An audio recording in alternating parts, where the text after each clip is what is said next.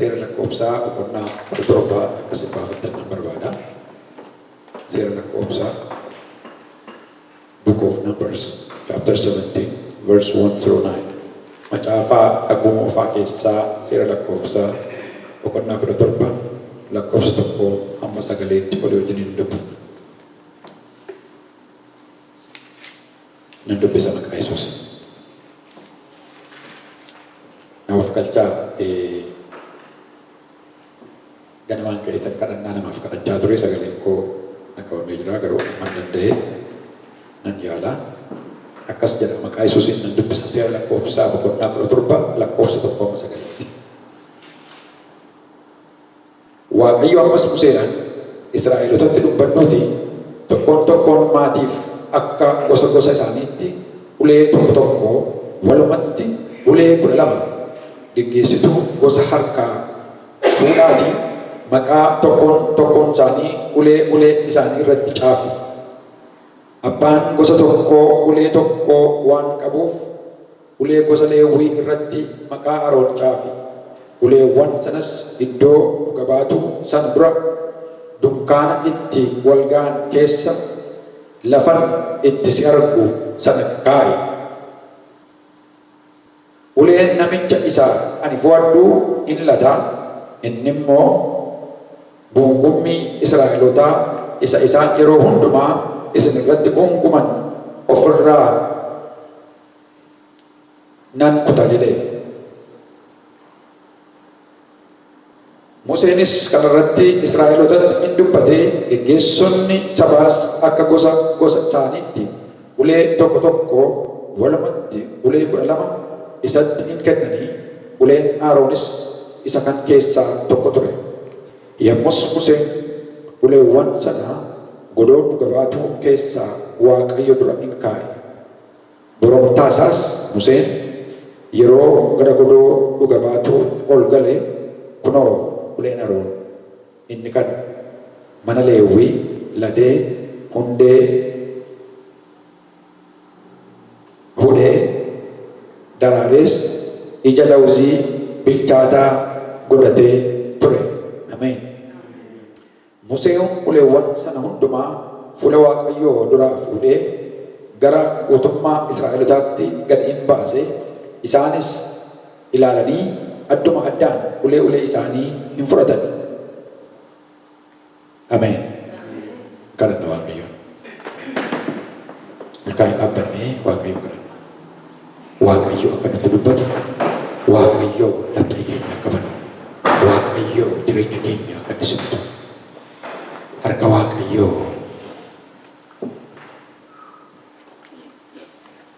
jireenya keenya irratti, harka Waaqayyo mataa keenya irratti, harka Waaqayyo laphee keenya irratti waamnaa kadhanna Waaqayyo.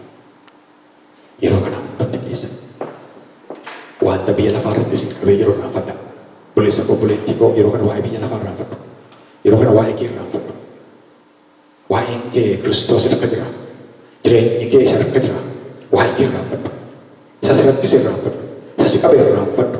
Isa si doonjessee raanfadhu. Rakkina kee raanfadhu. Waaqayyoon yaadadhu.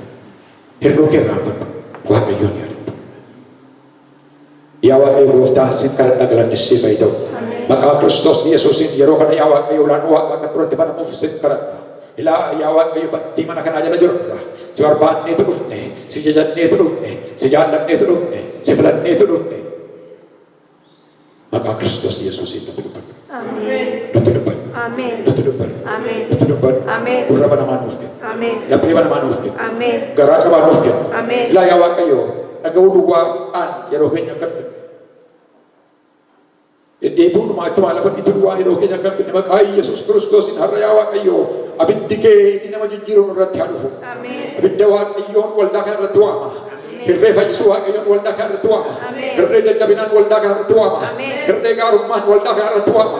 Hirree jireenyaa, hirree abdii maqaa Yesuus Kiristoosiin ayyaana Waaqayyoo fudhadhaa. Ayyaana Waaqayyoo akka uffataatti simadhaa. Ayyaana Waaqayyoo laphee kee irratti simadhu. Maqaa Yesuus Kiristoosiin sagaleen jijjiiramaa, sagaleen nama guddisu, sagaleen nama hindeeginaa nama kaasu, hindeeginaa nama dhalachiisu, hindeeginaa nama lafaa kaasu. Maqaa Yesuus Kiristoosiin lafa kuftee ka'e. lafa guftee ka'e lafa dadhabdee ka'e afurri gaddaa maqaa Yesuus Kiristoos waldaa kanarraa kan cabee ta'u afurri gaddaa sirraa kan rukutamee ta'u utuma Waaqayyo duukaa jirtu utuma Waaqayyoon jaallattu utuma Waaqayyoof yeroo laattu utuma Waaqayyoof qabeenyaa kee laattu Waaqayyoon duukaa jirtu jettu meerree Waaqayyo kee jedhee seexanni sitti tasaasu ilaa Waaqayyo kee jira jira Waaqayyo jira Yesuus jira Yesuus jira Yesuus haleluuyaa maqaa Yesuus Kiristoos gooftaan nu gargaari ulaan nu Waaqa waan duratti banameef siyaa galatu gooftaa afur qulqulluu yeroo kana yaa Waaqayyo biyya lafaatti addaan baane sitti maxxanuu kan dandeenyu nu gargaari addaba garbicha kee gargaari yeroo yartuu yeroo xinnoo kana keessatti gooftaan nutti dubbatu maqaa Yesuus Kiristoosiin ameen taa Waaqayyo isin eebbisu mata dureen lallaba kootii gaaffidha innis maal kan jedhudha uleen kee lataa jira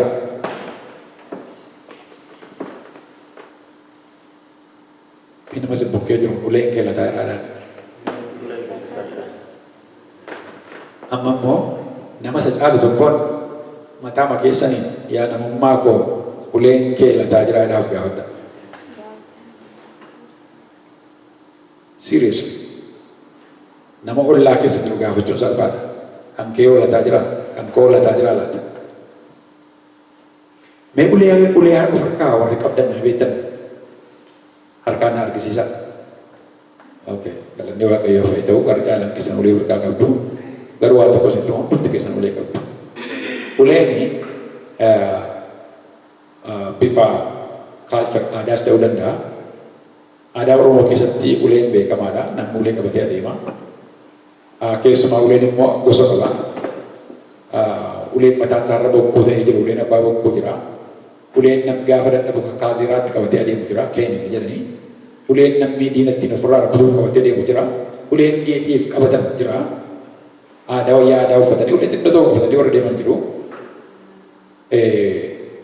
spiritually namni Waaqayyoo warri Waaqayyo isaanii wajjin ta'e ulee ofirraa kan hin qabne jiru innis ayyaana Waaqayyooti ulee hundi keenya ofirraa qabna ayyaana Waaqayyo qabna waan ta'eef iddoo kanatti maal ilaallaa yeroo itti Arooniif Musee irratti sabni Israa'el gunguman agarra seera lakkoofsaa boqonnaa 17 dubbise kanarratti asirratti sabni Israa'el Musee irratti yeroo isaan ka'an agarra keessumaa seera lakkoofsaa boqonnaa 16 lakkoofsa 1 amma 3 dudduubatti deebisnee yoo ilaalle yeroo Museedhaaf Aroon irratti namoonni 250 wal gurmeessanii isaan irratti ka'an agarra akka assignmentiitti manatti gaafa galtan dubbisaa amma lafti nuti ilaalaa jirru boqonnaa 17 boqonnaa 16 dudduubatti deebisanii yoo ilaaltan lakkoofsa 1 irratti namni 250 wal gurmeessaniitu Museedhaaf Aroon irratti yeroo isaan ka'an agarra boqonnaa 16 kanarratti immoo gara lakkoofsa 12-14tti kan sittanii yoo ilaaltanii keessumaa namoonni lama Daataanii fi Abrahaam namni jedhamanii Musee duukaa kan turan Museedhaaf hojjechaa kan turan namoota Waaqayyoo kan ta'an Daataanii fi Abrahaam kun Abrahaam abbaa Yisihaaq miti Daataanii fi Abrahaam kana yeroo namoonni 250 mee manatti gaafa galtan akkuma fakkii akkuma sagaleen Waaqayyoo isin keessatti ija godhatutti akka dubbiin kun wal qabatutti manatti gaafa galtan dubbisaa dubbiin kun gaafa ka'u namoota kana gadi gochisiisuudhaaf Museeni Daataanii fi Abrahaam kanatti namoota erge kottaa mee namoonni asii duratti kan ka'aa jiru waa'ee isaa mari'annaa jedhee erge maal godhameetu jedhu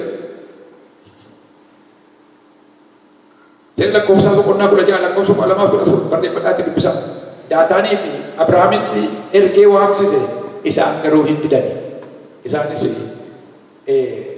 warra striking group keessaa tokko turan jechuudha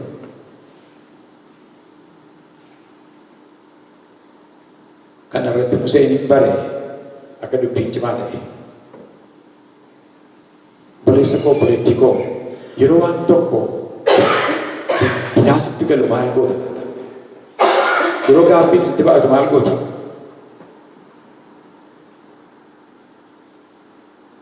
prescription for that is just going to God. Gara Waaqayyotti deemu. Waaqayyotti siqii Waaqa mari'annaan Waaqayyo qajeeni gosa Israa'el hundumaarraa ulee tokko tokko fuudhiitii iddoo aniifati iddoo wal agarru sana dunkaana keessa naa kaa'ee deemu. Halkan tokko booddee namanii fo'adhee isinan barsiisaa deemu. Dursee immoo dubbate Waaqayyo maal jedheeniini ulee an namicha fo'adhee ulee gosa an fo'adhee ulee kudha lamaanuu keessaa uleen tokko filatameetu bulaa jedhanii. Inni filatamu isaa ammoo maaliin beektu milikitan sii kennaa ulee gogaan kuni hillata. Ulee namichi Waaqayyo fo'atee hillata. Uleen nama Waaqayyoo hillata. Waaqayyoo Arooniin already fo'ateera. Uleen Aroon latuuf jira. Har'a galgala garuu ulee kudha lamaan walitti qabaniitu kaa'an. This is a great miracle. Seenaa macaafa qulqulluu keessatti yoo ilaaltanii uleedhaan qabee Waaqayyoo muka gogaadhaan qabee Waaqayyoo iddoo lama isinii ibsuun barbaada. Inni tokko seera saayinsii uleen yeroo dhiigu agartu yaadattu laata. Macaafa moototaa isa lammaffaa boqonnaa 5 irra natti fakkaata. Yeroo utuu laga Yordaanos keessaa muka muranii qottoon qarri qottoo itti ba'ee Yordaanos keessatti maaltu qarqara qottoo sana maaqnee ta'e baase beektu muka gogaadha.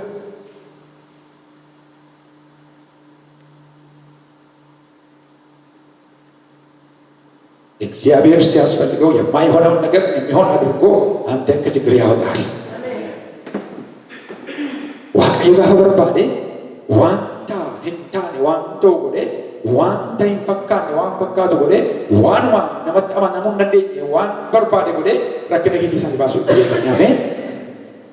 Ulee gogaanii kudha lamaan suni dunkaana keessa kaa'ame.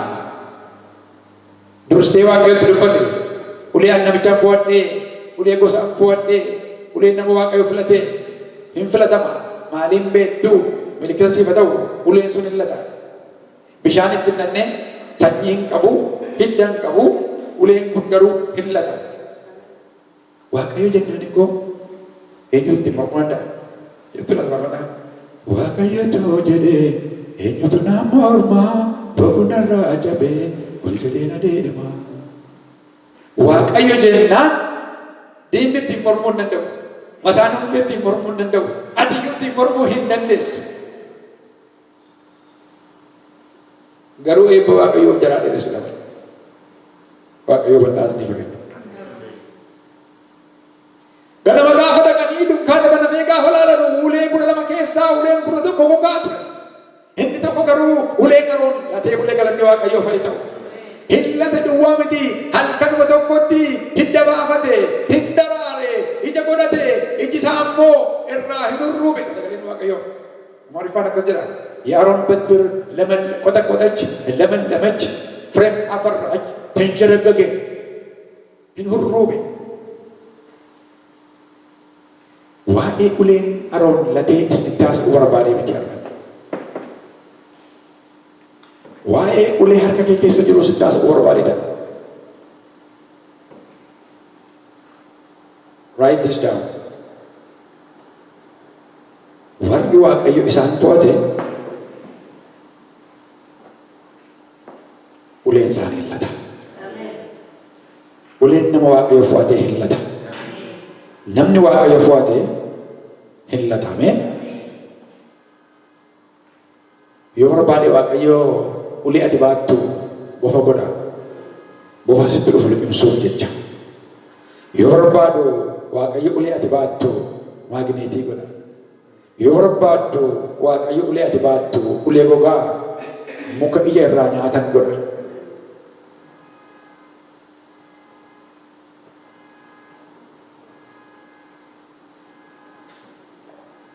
Sirna koobsaa boqonnaa 16 lakkoofsa 4 irraa akkas jedha. Boru Waaqayyo warra kadhisaa ta'an warra qulqullaa'oo ta'anii in argisiisa. Nama fo'atus inni ofitti hin dhiyeessa. Nama Waaqayyo fo'ate Waaqayyo ofitti dhiyeessa. Namni Waaqayyotti dhiyaate immoo eebbifamaadha. Maaliif beektu naannaa Waaqayyoo seexanni dhaabbatu. Naannaa Waaqayyoo gidiraan hin dhaabbatu. Naannaa Waaqayyoo hirroon hin dhaabbatu. Naannaa Waaqayyoo wanti nama rakkisu hin dhaabbatu. Maaliif Waaqayyoo achi jira waan ta'eef. Kanaaf egaa uleen nama Waaqayyoo filatee maal ta'a? Hillata. Uleen latu baattee immoo ati wanti hillanneef hin jiru. Uleen kee hillata taanaan atis hillata. Biizinasiin kee hillata. Nagaan kee hillata. Jireenyi kee hillata. Abdiin kee hillata. Namni Waaqayyoon utuu qabu abdiin dhabu. Lakkoofsa 2 akka biqilaa guddina tolee akka ati raatuuftu Waaqayyo si waame. Akka biqilaa guddina tolee. Biqilaan guddina tolee baalli isaa magariisa sanyii qaba. Biqilaan guddina tolee. Biyyoo borqii irratti biqilaan dhalate waan hundumaa qaba. Akka takkas taatuuftu Waaqayyo si waame. Faarsaa Daawitii 144 gaafa manatti galtan dubbifadha. Garuu lakkoofsa 2 tokko nan dubbisa. Akkas jedha. Keessumaa lakkoofsa 2 ka'ee dubbise Faarsaa 144 ilmaan keenya ijoollummaa isaaniitti akka biqilaa guddina tolee intaloonni keenyas akka utuboota golee irraa warra ijaarsa mana mootii miidhagsuuf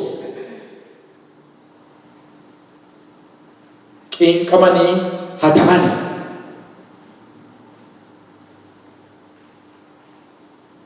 Walumaa gala waa'ee maalii haasa'aadha? Waa'ee milkaa'inaa haasa'aa jira. Ijoolleen kee dhiiraaf dubartiin haa milkaa'ani. Jireenyi keenya haa milkaa'u. Maaliif namoonni Waaqayyoo warri ayyaanni Waaqayyoo isaan keessatti lataa jiru hin milkaa'a jedhee dubbata. Okay, that is it. Amma gaaffiin isin gaafadha. Mata duree silaattan deebi'a. Uleen kee lataa jira. Uleeni Aroon sadarkaa 4 agarra. Yeroo ulee gogaa ture, yeroo late, yeroo daraare, yeroo ija godhate garra. Uleen keenya nu ta'u.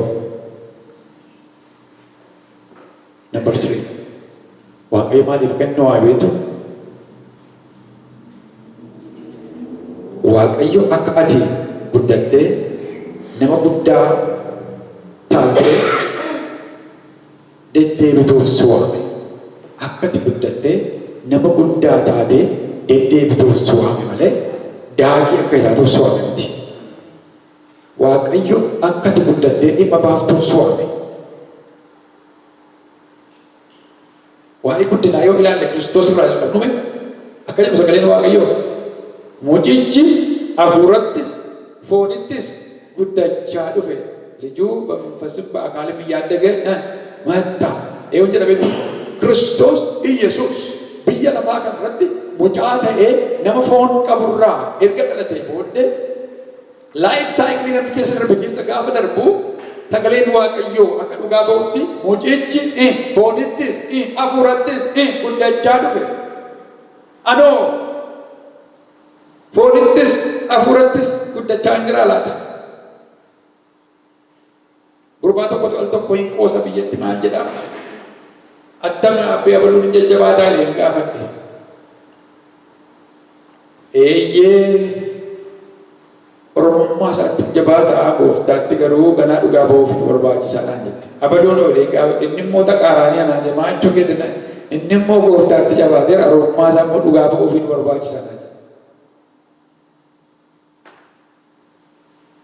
Namoonni tokko keessumaa keessatti dhaggeeffadha. Namoonni tokko qixa tokkoon lafumaa kaanii guddatu baay'ee. Namoonni tokko immoo achumaa lafa dhiitu. Maal jechaan jira yeroo ati teessee sagalee Waaqayyoo dhaggeeffattu jira. Yeroo ati kaatee taa'umsa immoo raawwattee dhaabbattu jira. Yeroo ati kaatee immoo lafa adeemtu jira. Yeroo ati kaatee immoo hojii hojjettu jira. Waaqayyo akka ati guddattuuf si waame. Akka ati bu'aa buuftuuf si waame. Namni kana hin beeku taanaani jireenya isaa keessatti yeroo hundumaa teessee wangeela Waaqatti dhaggeeffachuuf si waamne Waaqayyo. Inni dhaamsiif iyyuu gaarii miti. Yeroo hundumaa akkuma nama taasise hirmaatti Waaqayyo taatuuf si waamne Waaqayyo. Yeroo hundumaa akka ijoollee teessee ijoollee aannanii taatuuf si waamne Waaqayyo. Lakki obboleessa komee hubannu. Lakki obboleettii komee hubannaan si godhu. Yeroon itti taa'anii nyaatan jira. Yeroon itti enerjii sana barni godhan immoo jira. Namni dhimma deema taa'ee nyaatu maal ta'a beektu? Hin tocho'u yoo ta'e obesitiitti dhufa. Bishaan irraa waan tokko mari'a. Bishaan kuree beektu የኩሬው bishaan hin yaadachuma ta'a. Hin yaa'u inni burqu dhufee isa kaan aragee baasee kan biraan iddoo hin bu'u ripileesii godhu achuma ta'a. Maal ta'a beektuuni? Raammoo hora. Waa bara hora yookiis algee san kilfaan jedhan. Waa bara hora. Raammoo hora. Waan hin taane hora. Bishaan suni bishaan gaarii hin ta'u. Kiristiyaanni waldaa keessa dhalli badee taa'u akka bishaan kuree sanaa ta'a. Raammoodha horta. Waa bara horta. Dubbiidha horta. Dhibeedha horta. Rakkoodha horta. Isa argatte immoo dabarsuu qabda. Akka bishaan yaa'u garuu hin dhufaa hin darba. Haleluuyaa. Hin dhufaa hin darba. Hin dhufaa hin darba. Hin argattaa hin kennita. Hin argatte hin fudhattaa hin kennita. Hin dhageessaa hin dhageessifta. Hin kadhattaa hin kadhattaa. Guddina akkas ta'u kana sagalee Waaqayyoo akkas jedha.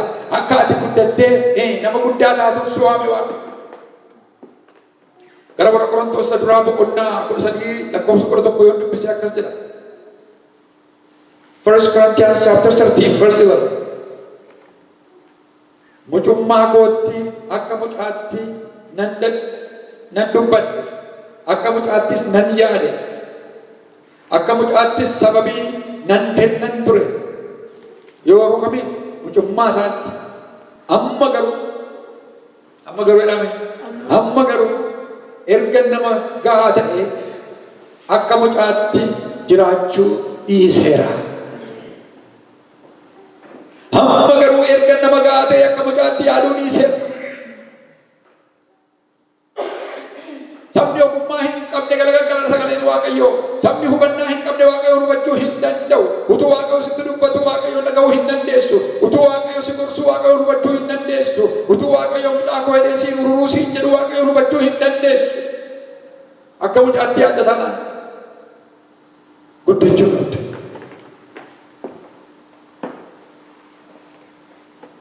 Waaqayyoo si filate. Waaqayyoo si waame. Waaqayyo si dibe. Waaqayyo kennaa siif kenne. Maaliif akka mucaatti teessa? Lakki obboleessa koo hin gahu. Lakki obboleettii koo hin gahu. Mee haa yaadan. Utuu Waaqayyo si wajjin jiru, utuu Waaqayyo si waamee jiru, utuu Waaqayyo si filatee jiru, utuu Waaqayyo si dibee jiru, utuu Waaqayyo ayyaana isaa sirra kaa'ee jiru, uleen kee maaliif sirkatti gogee bade?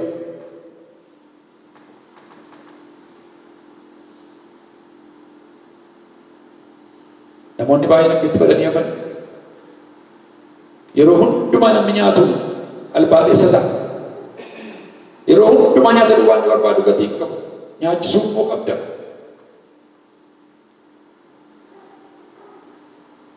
Mee gosa kiristaanaa keessaa nama tokko isinitti agarsiisa. Namoota calluma jedhanii ergaa adamsa fudhadhaa.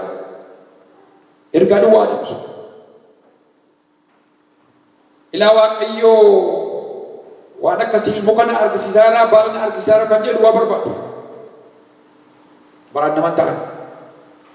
Yoo dhumayyuu ergaan darbee fi nama ergaa dabarsu kan biraadhaan immoo isaan immoo baalaansiisaa abaluun akka naan jedhe kan abaluun immoo waaqa maal naan jedhaa kan jedhu immoo kompeerii godhu.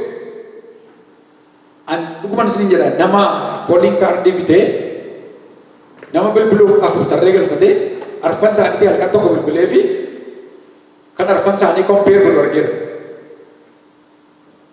Kun hubannaa dhabiinsa.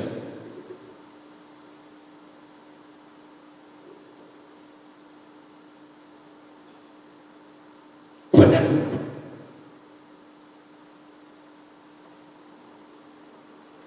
Mee ati gara warra Qorontoos isa jalqabaa boqonnaa 13 lakkoofsa 11 dubbisiisa Oroomsa. Achumaan akka hedduu sirraa gadoo jedhan.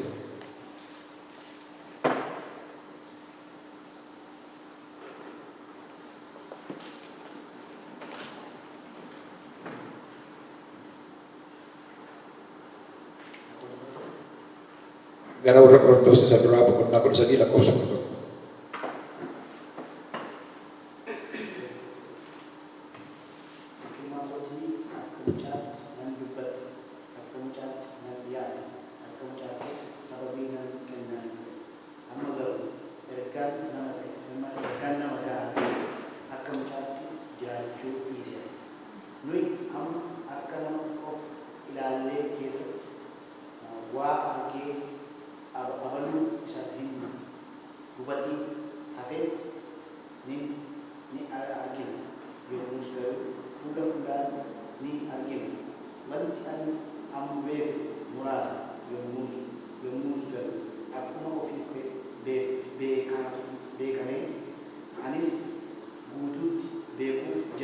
Amen. Kan berbuat. Ega akka mucaan tiadu amma di seren. Me mucaan af nama gudang compare ko disegara. Galatia boqonnaa afurratti kanaan dura waa'ee mucaa baranne rasa keessan deebi'u garuu waatu waan si yaadachiisu barbaada. Tokko mucaani maaliif kan ta'e maaliif akkas ta'e maaliif kun akkas hin taanedha isheen qabattu. Namni guddaan garuu mee namoonni gurguddaa taatanii as keessaa hundutti keessan adaaltiidha ogeetti irraa kan darbee. Ijoollee xinnoodhaa wajjin qabatanii ijoollee xinnoon yoo isinitti balleessite yeroo sana kaasanii tapha dhaabdu. Yeroo sana kaasanii ijoollee sana jibbitu. Ijoolleetti sirreessitanii bira dabartu. Ameen. Haaleluyyaa. Akkas jedhe Phaawulos. Isin garuu Kiristoos Iyesuusiin walirratti argaa. Isin garuu Kiristoos Iyesuusiin walirratti argaa. Namni gaa akka mucaatti yaaduu hin dhiifne taanaan yeroo hundumaa kan inni yaadu utuu Waaqoo si waamee jiru utuu Waaqoo si dhibee jiru utuu Waaqoo si filatee jiru uleen nama filatee hin lata kan jedhu uleen kee qoodalatu ati akka mucaatti yaadda waan taateefi maaliif waldaan akkas taate maaliif waldaan akkas goote maaliif immoo kun akkas ta'e maaliif akka dhokkeetti na ilaale maaliif abaluun akkas naan jedhe maaliif qodaan kun iddoo akkasii hin teenye maaliif gara bitaatii fudhanii gara mirgaatti dabarsani kanaaf waldaan naqu kanaaf akkas hin godhu maaliif innan yaade hin taane maaliif innan yaade akkan yaadetti hin taane maaliif innan barbaade naan taane maaliif sa'aatiin waldaan jijjiiramne maaliif kun akkas hin taane kun hundumtuu waa'ee maaliiti ana moo waa'ee koo anaaf warra akkasii guddina argan waaqayyo hubannaa sana dhufe namoota baay'eetu waldaa keessaa bade kana hubannaa dhabuudhaan namoota baay'eetu waldaa keessaa bade maaliif nan barbaade hin taane ani waan akkasii yaadeen ture maaliif nama akkasii akkas ta'e maaliif abaluun akkas jedhe maaliif kun akkas ta'e maaliif kun kana ta'e inni guddaa ta'e inni Phaawulos garuu anamma garuu akka mucaatti yaaduu seera inni jedhu isa badetti quba qabda utuu hin taane isa bade sirreessiteetu gaarii gochuuf filatta. Ameen. Isa badirra dabarteetu akka nama nagarree akka nama dhageenye taateetu gaarii argachuuf fidda. Kanaaf Phaawulos maal jedhaa dudduuba kottu waan ta'e hundumaa dhiisee wanta haaraa qabachuudhaafanii gara fuulduraatti rakkoo diriirsa. Inni kun immoo akka nama qilleensa abootee nan taasisu harkaan nan gaadha. Haaleluyyaa. Harka keessa nan galfadha jedheetu dubbata.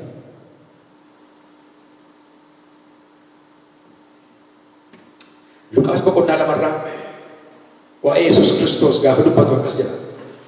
Yesuus immoo Waaqayyoof namoota irraa ayyaana argachaa namummaadhaaf ogummaattis hin guddata ture.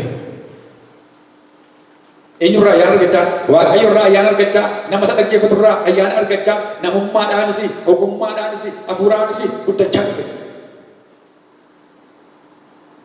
Luqaas boqonnaa 4 lakkoofsa 52 irraa dubbisa.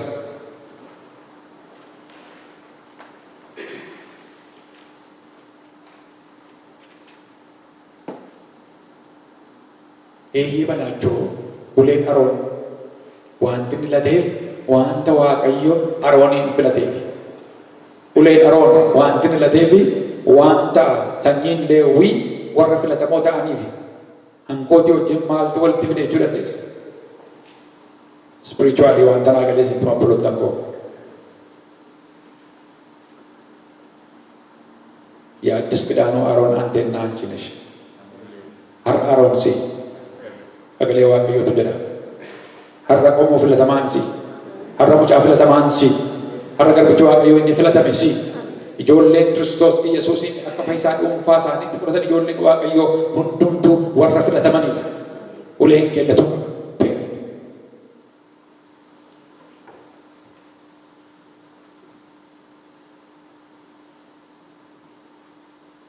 Phexros isa duraa, ergaa Phexros isa duraa boqonnaa 2 lakkoofsa 9-10 dubbisanii dhaggeeffadhaa. Ergaa Phexros isa duraa boqonnaa 2 lakkoofsa 9-10 dubbisan. Akkas jedha. Isin garuu qomoo fo'amaadha. Luboota mana mootummaati.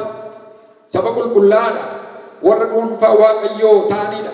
Waaqayyo hojii isaa isa jajamaa akka labsitanii fi dunkaana keessaa gaarii gara ifa isaa isa dinqisiisaatti isin waame. Isin takkaa saba Waaqayyoo hin turre amma garuu saba isaa taataniittu. Isin araara Waaqayyoo hin argitan turtan amma garuu araara isaa argitaniittu. Ati qomoo filatamaadha. Ati luboota mana mootummaati. Ati qomoo qulqullaa'aadha. Ati mucaa Waaqayyooti. Waaqayyo si filateera. Ayyaanni Waaqayyoo siif kenname si keessatti guddachuu qaba. Kaleessa waldaa akka dhuftuu fi hundaan namatu si waama yoo ta'e har'a immoo ati jaala keetti waldaa dhufuu qabda. Waldaa keessaa yoo si dhiiban iyyuu bo'uu dhiisuu danda'uu qabda. Yoo si ari'atan iyyuu waldaa dhiisee deemuu danda'uu qabda. Maala balu tokko itti na ilaale. Maala balu tokko akkas naan jedhe. Maala balu tokko addunyaa kootiin akkas jedhe. Jechuun qabdu. Kanaaf namni har'a waan baay'ee isin dhibu. Utuu Waaqayyotti dubbatu, utuu Waaqayyo isa filatee jiru, qomoo filatamaa ta'etu jiru, luba mana mootummaa ta'etu jiru, utuu Waaqayyotti dubbatu. Silkii isaa olii godhe taa'ee Waaqayyoon dhaggeeffata.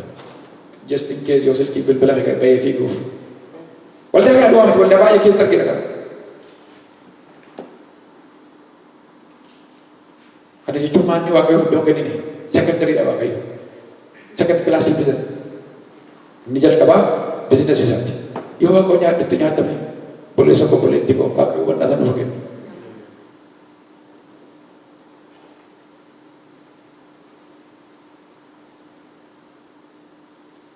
Ati qomoo fo'atamaadha gaafa jedhu qomoon fo'atamaan kuni akkuma geetiidhaaf shelfirra taa'u sitti fakkaate akkas miti. Al tokko eessuma kootiin jaakkeetti bitee kenneef.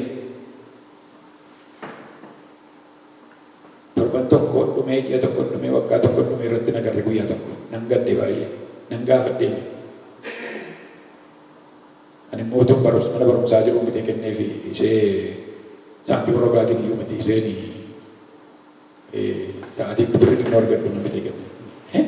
Meerree jaakkeetti isin kennitu isin arginan gammadaan jedhanii jiraame shelfii keessa kloozitii keessa jira. Naa kennaa kaa tokko nan uffadhaan jedhanii egaa irratti nagarre. Maaliif akkana jechaa jira? Waaqayyo ati filatamteedha, ati nama filatamaadha eega jedhee tokkoon isaaniitiif tokkoon keenyaaf Waaqayyo immoo ayyaana isaarraa eega nuuf qoode ayyaanni Waaqayyoo isa keessa jiru obboleessa koo obboleettii koo guddatee argamuu qaba. Ati filatamuun kee ija akkati godhatuuf. That's my point. Akka ija godhatuuf fo'atamte. Akka ija godhatuuf filatamte. Akka ija godhatuuf Kiristoos waame. Wangeela Yohaannis boqonnaa 15 lakkoofsa 16 yoo dubbise akkas jedha. Isin ana hin fo'anne Yesuus Kiristoos jechaa jira. Dhaggeeffadhaa kana. Isin ana hin fo'anne. Anatu isin fo'ate.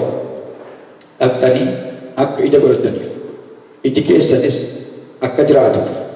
Maqaa kootiin abbaa waan kadhattanis akka inni isiniif kennuuf ani isin kaaseera.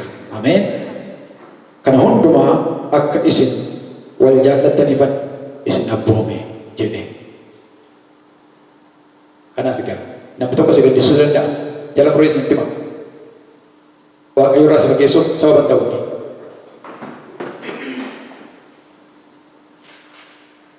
Ati garuu isa irratti Kiristoosin argisaa Kiristoosaafis du'eera. Namni si jibbuu danda'a. Jibbisaa waldaarraa Waaqayyo irraa addaan si hin baasu.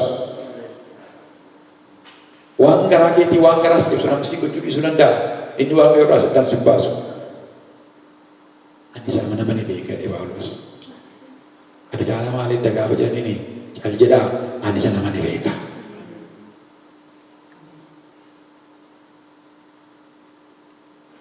Kanaaf mee kottaa gaalaa tokkoon isinii galaasa of ilaalaame kottaa of ilaallu maaloo mee of ilaalaa hafuura Waaqaa keessaa of ilaalaame. That's my point. Of ilaale kan jedhu that's one of my point. Gara warra Qorontoos lammaffaa boqonnaa 13:5 dubbisa. Gara warra Qorontoos isa lammaffaa boqonnaa 13:5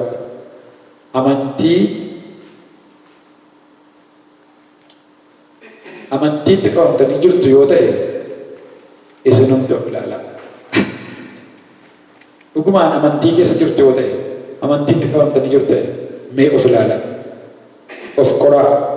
Yesus Kristos isin keessa akka jiru dhuguma hin beekture yoonna akkas ta'uu baate isinii qorannaa sanatti kufuuf keessan. Nuyi garuu kanatti hin kufne. Kanas akka isin beektan nan barbaada. Isin waan hamaa akka hin hojjenneef nuyi Waaqayyoon hin kadhanna. Nuyi waan kufne yoo fakkaanne iyyuu isin immoo waan qajeelaa akka hojjettaniif malee nuyi qorama sana darbuun keenya akka mul'atuuf miti. Kan nuti Waaqayyotti jabaanneedha Phaawulos. Kan nuti gidiraa hundumaa keessa dabarree turuuf goonee isin argisiisuuf utuu hin taane ilaa nuti namoota jajjaboodha kana keessa darbuu hin dandeenye isinitti proof of gochuuf utuu hin taane akka isin hin kufnee fi maalummaan Waaqayyoo Kiristoos Yesuus isin keessa jiru akka inni ija godhatee bakkee ba'uufitu nuti isiniif kana hundumaa keessa dabarre waa'een isaa waa'ee keenya miti jedheetu namoota yeroo jajjabeessu agarra. Mee of qoraa laala. Kun hundumtuu amma nama jedhe kun garuu hoduu durii ta'ee hafa yoo maal ta'uu dhabaate yoo lammaffaa dhalachuu dhabaate jala furee isin ta'u. Namni lammaffaa hin dhalanne taanaani sagalee Waaqayyoo hinuma dhagaa bootu hin ta'u. Namni lammaffaa hin dhalanne taanaan ija godhachuu hin danda'u. Namni lammaffaa hin dhalanne taanaan mootummaa Waaqayyoo irraa argachuus hin danda'u. Jala furee isin ta'u.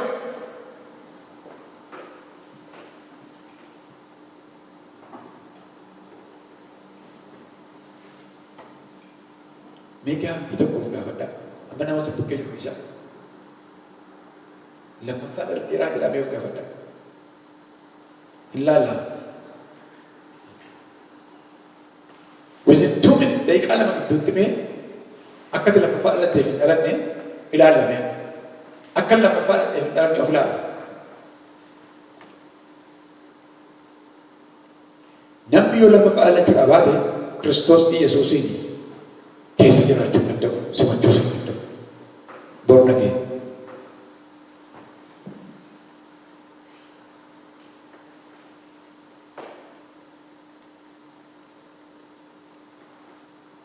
Kiristoos Yesuus waa'ee kanaa ija qamadiitti qabee barsiisaa ture.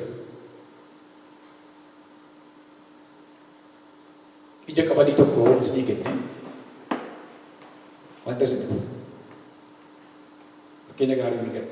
Ija qamadii tokko keessanii hiree ija qamadii kana fudhattanii iddoo gaarii yoo keessanii torbana irraa fiddee na argisiisuu dandeessan.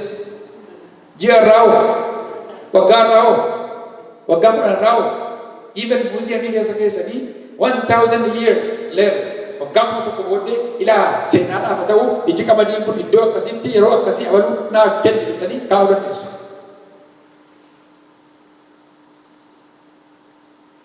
Iji qamadii sun garuu meeqa? Tokko.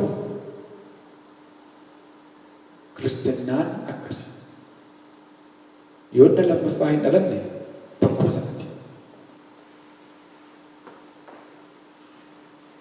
Wangeela Yohaannis boqonnaa 12:24-25 Kiristoos Yesuus waa'ee inni jedhu dubbiftame.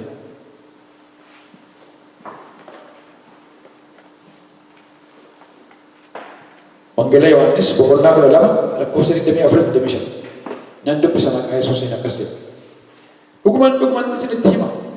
Iji qamadii biyyoo keessa bu'ee yoo du'uudhaa baate tokkichuma ta'ee hafa. Iji qamadii sun biyyoo keessa bu'ee hin du'u taanaan tokkichuma ta'ee hafa. Yoo du'e garuu ija baay'ee hin godhata. Namni jireenya isaa mararsiifatu jireenya isaa hin dhaba. Namni biyya lafaa kanatti jireenya isaa hin mararsiifanne garuu jireenya bara baraa isa jireenya bara baraatiif isa hin kaa'ata. Namni tokko yoo anaaf ergamuu barbaade ana duukaa bu'uun hin ta'aaf. Inni anaaf ergamus lafa ani jiru hin jiraata. Namni anaaf ergamu yoo jiraate abbaan koo ulfina hin kennaaf. Ameen. Lakkoofsa 26 beekumsa. Namni tokko yoo anaaf ergamuu barbaade ana duukaa bu'uun hin ta'aaf. Semua boleh ni kaya terbaru dan persisten. Panu ko baate, na duukaa kan bu'an. Inni anaaf ergamus lafa an jiraatu hin jiraata. Namni anaaf ergamu yoo jiraate abbaan koo ulfina hin kennaafi. Let me show you this. Har'a jala muree waan ta'us argisiisa. Yaadatti iddoo tokkotti Kiristoos Yesuus hubadhaa hin goyyoominaa abbaan waan facaasee hamma taasise yaadatu waan sun akka namni sodaachuu beektura yoo wanta gadhee facaaste waan gadhee sana hamma taasuma facaaste okay ijuma qamadii kanaa kan ilaalu ija qamadii gadhii tokko facaaste qamadii matoo galfattaa keessee tokko baay'ee isaa galfattamne hamaa tokko yoo facaaste hamaa baay'ee galfatta waaqoo kanarraa nu haa eegu. Ibaawummaa yoo facaafte ibaawummaa mas argatta waaqoo kanarraa nu haa eegu. Sodaa yoo facaafte sodaa marraa hammatta waaqoo kanarraa nu haa eegu. Gungumbii yoo facaafte gungumbii dhumaan jiraatta waaqoo kanarraa nu haa eegu. Iddoo isaa waan gaarii facaasaa gaarii baay'ee hammatta.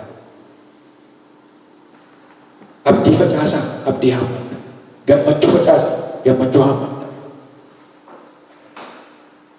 Namni kan waaqayyoof kennuu kan hin danda'u yoo lammaffaa dhalateedha.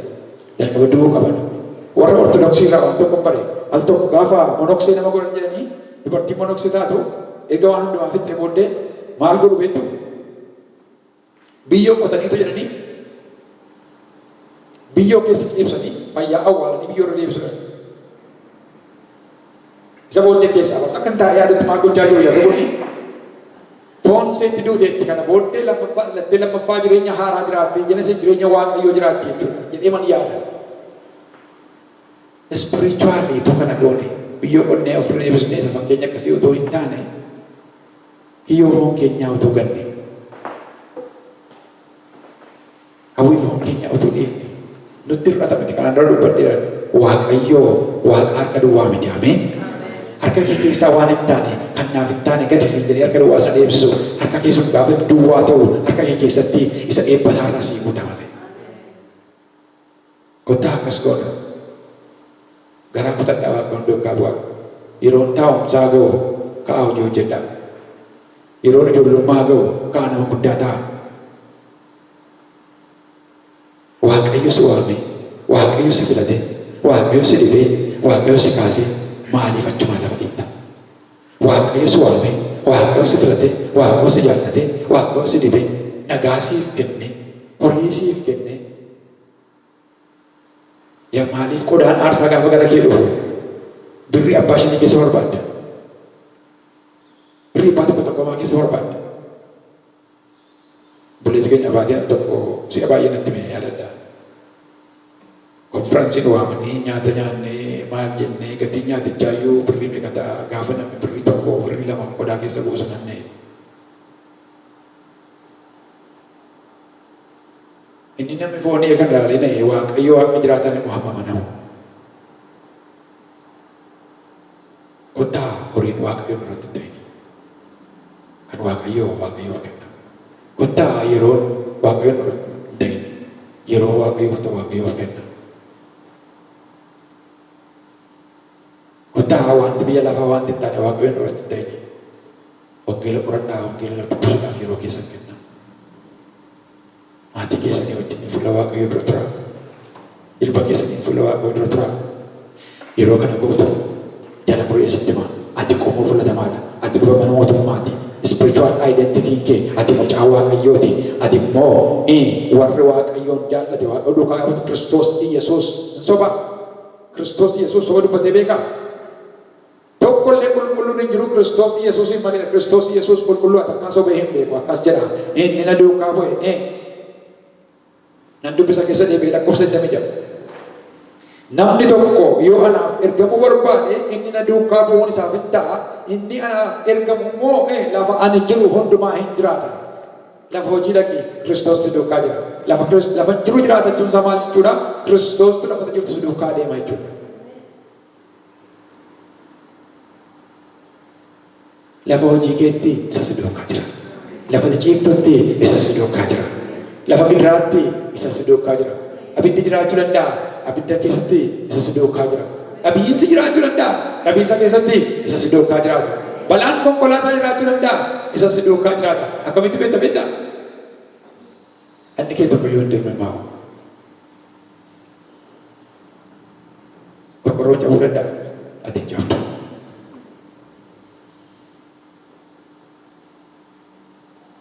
Makinaan qorkee ta'uu danda'a. Ati dhanni kee hin xaraaramu. Si duukaa jira isa kanaan beekta. Egaa warri hubannaa qabanii kun hundumtuu ta'ee ani fayyaan jiraadhe. Warri hubannaa hin qabne immoo utuu Waaqayyoon wajjin jiru maaliif makinaa qorra kun ga'ee jiraniitu Waaqayyoon baqatu mucummaa sana ga'a. Waaqayyo warra